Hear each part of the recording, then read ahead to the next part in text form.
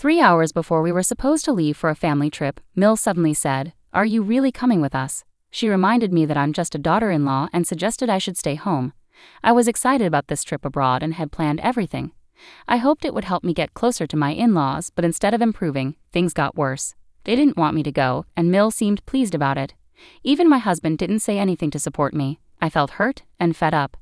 If they treated me like this, I decided I didn't care anymore. They would regret leaving me behind, wouldn't they? So I did something unexpected. As I watched them leave, let me introduce myself. I'm S, 28 years old, currently studying design at an ad agency. I married Rick almost a year ago. We met 3 years ago while working on an ad project. Our initial conversations were about work, but we soon discovered we both loved to travel. Rick prefers traveling within the country, while I enjoy international adventures. We bonded over our dream trips and shared photos of places we wanted to visit.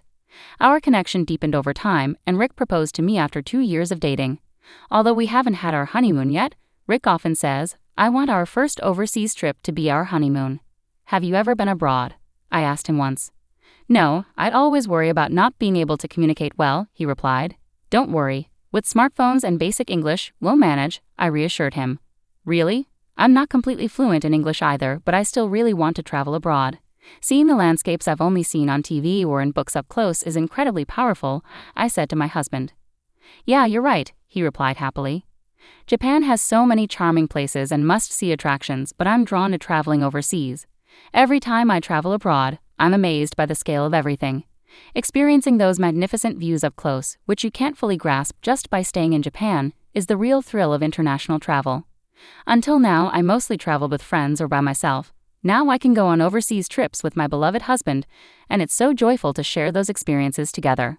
However, I didn't realize there was a side to my kind husband that I hadn't seen before. I noticed it about 2 months after we got married. As part of our marriage, we decided to rent an apartment halfway between our workplaces. Even though his company wasn't doing well and his salary wasn't high, he still had some income. Yet just 2 months into our marriage, he surprised me with a request. "Hey Sally, it's about the rent. Could you cover mine for a while?" "Huh? Why?" I mentioned my salary was cut. I tried asking my parents for money, but they said to ask my wife after marriage. "I hate to pry, but is your pay that low?" I asked, surprised. My husband nodded quietly. He had always been smiling, but seeing him like this, I couldn't bring myself to ask more questions. I never expected something like this just 2 months into our marriage. I felt disheartened. I should have made sure to understand each other's salaries before getting married. I couldn't ask him to take on extra work, especially with his already long hours. I simply said, "Got it," and decided to cover the rent completely starting that month. But that wasn't the only issue. The frequent visits from my in-laws to our new home became a major problem. My husband's family includes his father, mother, and sister Amy. Since I agreed to cover my husband's share of the rent, my in-laws started coming over more often. They would arrive unannounced, have dinner, and sometimes even stay overnight without warning. It's not that I dislike my in-laws, but I felt uncomfortable, especially around my mother-in-law, who seemed to hold a grudge against me. Whenever she visited, she would make snide remarks. "Hey Sally, just because you're busy doesn't mean you can neglect your chores, right?" "Huh? I'm doing the best I can with the chores," I replied. I heard from Rick that sometimes you come home later than him. As a wife, prioritizing work over household chores is unacceptable, you know, my mother-in-law remarked. "That's only when there's a deadline. Usually I leave on time and take care of things at home," I defended myself. Always getting defensive.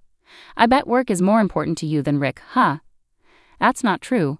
That's why I've said so many times that marrying into this family wasn't a good idea, right Rick? I turned to my husband, hoping for support. But he just chuckled uncomfortably and said, "Don't fight, okay?" It frustrated me most that my mother-in-law seemed to annoy me, but I was also angry at my husband for not standing up for me.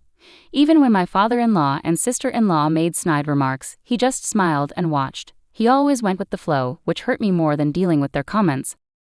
One day, when I came home from work, I found my husband looking at a Hawaii travel guidebook. "What's that for?" I asked, curious about the sudden interest in travel. As I asked, he lit up with excitement and eagerly began to speak. "Hey Sally, how about going on a trip to Hawaii together? You've been there before, right?" "Hawaii? I've been there like 3 times. "Yeah, I've been there, and my family also wants to go." "So your mom is coming too?" "Yeah, since we're already planning to go as a family, it'll be a family trip." To be honest, I felt nothing but anxiety about my husband's proposal. I really wanted to go on a trip abroad just with my husband, but with my in-laws involved, There were too many complications. Plus, I couldn't imagine my mother-in-law wanting to go on a trip with me, given how she felt about me. I tried to hint at my concerns indirectly, saying, I'd like to go to Hawaii, but I'm worried that your family won't enjoy themselves if I come along. That's not true. Besides, this trip was suggested by Mom, my husband replied. Hello. I called out as someone knocked on the door. We'll be right out. I raised my voice a bit and hurried to the front door. When I opened it, there stood my mother-in-law. Hello, Sally. Are you going out today? She asked. Huh? We're actually heading out on a trip right now. I'm really excited for Hawaii. It's been a while, I replied. What are you talking about? We're the ones going on the trip, she said, looking confused. Huh? I was momentarily taken aback by her statement.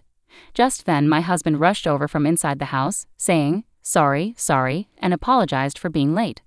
Seeing him, my mother-in-law smiled broadly and said, Rick, you're so late. I've been waiting outside. Sorry, Mom. My hair wasn't cooperating, he explained. You could have fixed that later. Come on, let's go already. Dad and Amy are waiting. Go on, hurry, she urged.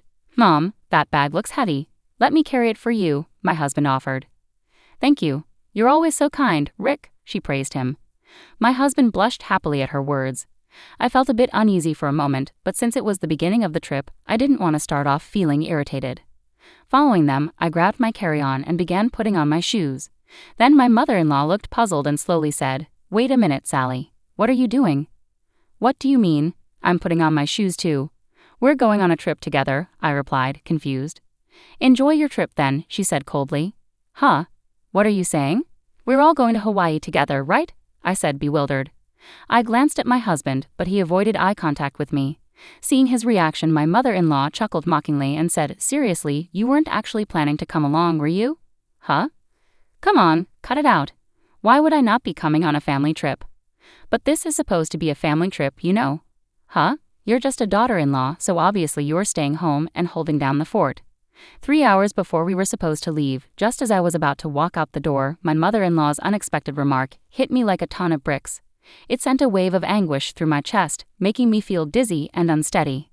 Rick, what does she mean? I asked, desperately seeking clarification from my husband. I asked my husband, but he didn't respond. Instead, he headed towards the car with my MIL, leaving me feeling like I might collapse any moment. In that instant, my feelings towards my husband and my in-laws cooled rapidly. What did I expect? Maybe it was foolish to hope my MIL would ever support me, but I never imagined Rick would betray me like this. It became clear he had no intention of standing by me from the start. It all felt so absurd. I decided I didn't care anymore. That's what I thought. I did love my husband, that much was true. But I realized I was in love with an idealized version of him, not the real person. A spineless puppet who couldn't stand up to his family, a pawn dancing to his mother's tune. What had I ever seen in him? If only I had seen this sooner, things might have turned out differently. But dwelling on regrets now won't change anything. I resolved to take action. Their trip was planned for a week starting today. With that knowledge, I packed my belongings into cardboard boxes and called my father to bring a car for me. As I waited for my father, my phone rang. It was my MIL calling. I knew why she was calling, but I ignored it deliberately. She must have been furious. She had been calling me incessantly lately. But I stood firm in my decision. I wasn't going to answer that call. Then my husband called. He probably had a lot to say. I took a deep breath and answered. Hello. Sally, you picked up. It's you? My husband sounded flustered, his voice trembling slightly. I could imagine how panicked he must be, and I couldn't help but laugh. What's wrong? Your mom kept calling me nonstop too. It's a disaster. We arrived in Hawaii fine, but I don't know where to go from here. I really want to check into the accommodation, but I don't know where it is or how to get there. What should I do? Huh? You're asking me now? You left without knowing anything, and now you're asking me. Isn't this your responsibility? But you made the reservation, right? I thought someone in the family would have the travel plans. And no one knew anything. Typical of my spontaneous in-laws, I chuckled bitterly, and he raised his voice. Just tell me the travel schedule already. No apologies, just irresponsible words from my husband. I knew it, but this guy is just his mother's son through and through, I muttered to myself, frustrated. I demanded to know the travel schedule from him firmly. Are you kidding me? I'm feeling seriously uncomfortable because of you guys, so why do you think only you should have fun? He protested. There's no way I'm telling you. Figure it out yourselves and manage on the spot, I retorted sharply. Do what? That's too heartless, isn't it? I'll buy souvenirs, so, he tried to reason. Souvenirs? I don't need them. Don't make a fool of me. I trusted you and put up with your family, but I've had enough. How could you? I couldn't hold back my disappointment. This incident made me realize that he's just as disappointing as his mother. I was used only for making travel plans and left out of the much-anticipated Hawaii trip. I couldn't forgive his family for this betrayal. Let them struggle in that unfamiliar place all they want. Wait, hey Sally. My husband's attempts to call my name fell on deaf ears as I firmly ended the call. After waiting for my father and leaving, I headed straight to my parents' house. Meanwhile, it turned out my husband and his family had a rough time in Hawaii without me. Despite arriving, they were in a panic because they didn't know where their original booking was. They ended up staying at a random luxury resort, paying $5,000 per night for 4 people, maxing out their credit cards in the process, which were declined. Eventually, they spent the last 3 days camping in Hawaii. With my husband's modest salary, there was no way he could pay off the maxed-out card. Ultimately, I decided to file for a divorce, citing his financial irresponsibility. While I await my husband's agreement, I'm determined not to give up. I've already consulted a lawyer, so the divorce process is underway. This incident caused a rift in my husband's family. He blames his mother, and she blames him, leading to estrangement. As for me, I'll be staying with my parents until I find a new place. Initially worried, my parents now admire my resilience. I won't deny that I'm hurting, but dwelling on such a toxic family is pointless. This experience has taught me to better judge people in the future. That's my focus moving forward.